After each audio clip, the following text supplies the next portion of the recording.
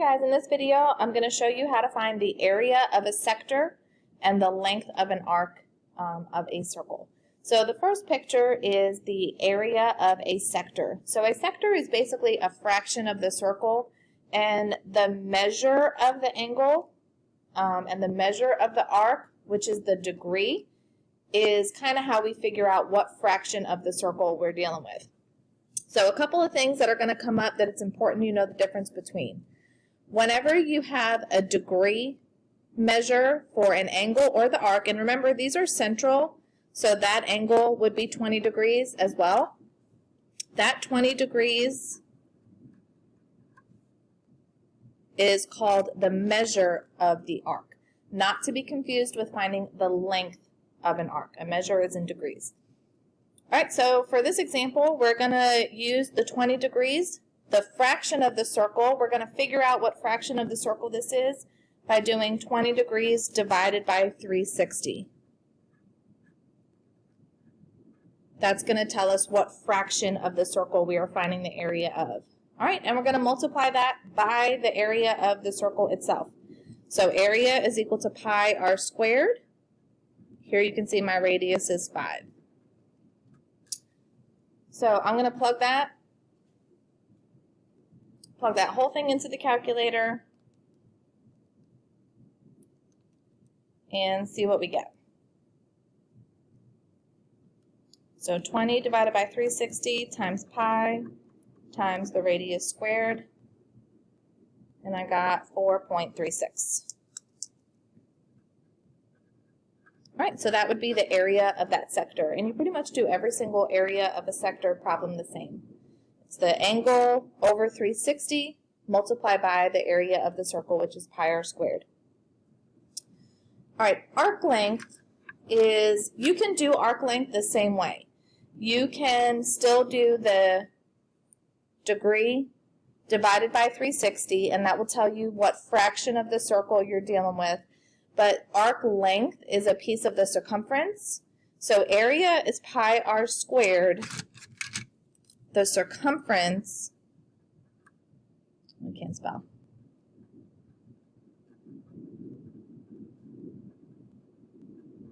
The circumference formula is 2 pi r.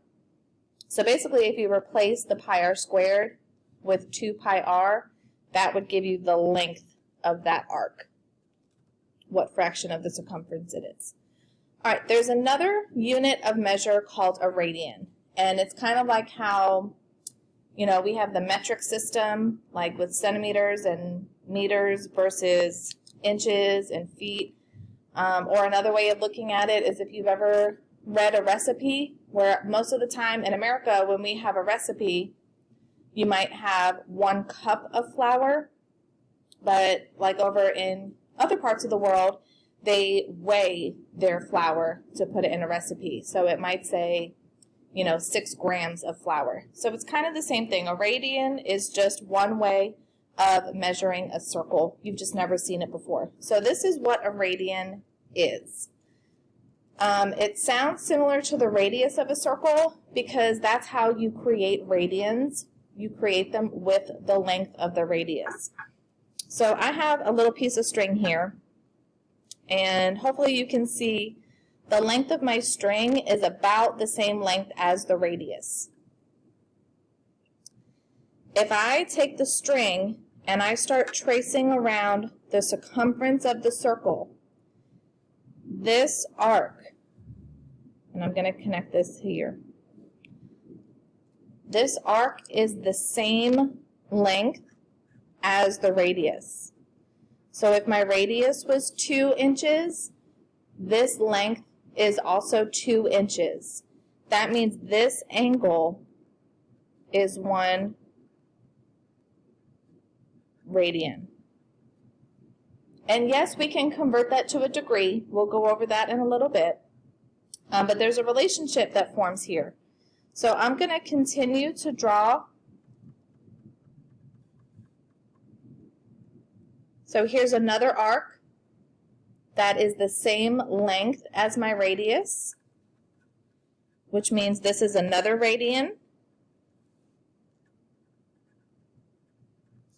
So from where I started to this side is now 2 radians. That's pretty close. So that's another radian, and I'm just going to use RAD for radian. And if you notice, let me try to get a flat surface here. That would be my semicircle. And you notice how it's 3 and a little bit of a radian is my semicircle. So I want you to think about what we've done with circles a lot. 3 and a little bit. What number do you think is the same number to represent 3 full radians plus that little bit? I'm going to keep going around the circle. We want to see how many we can fit.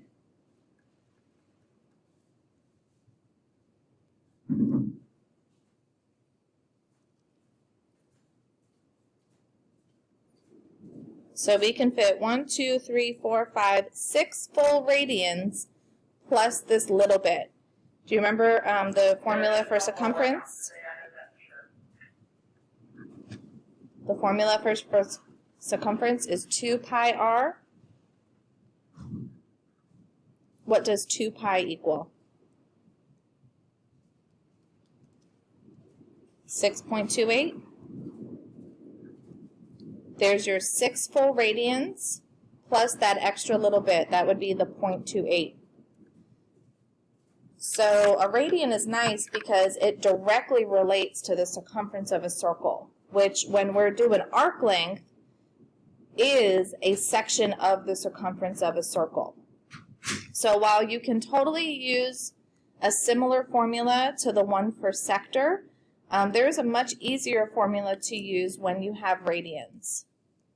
The length of the arc, which is S,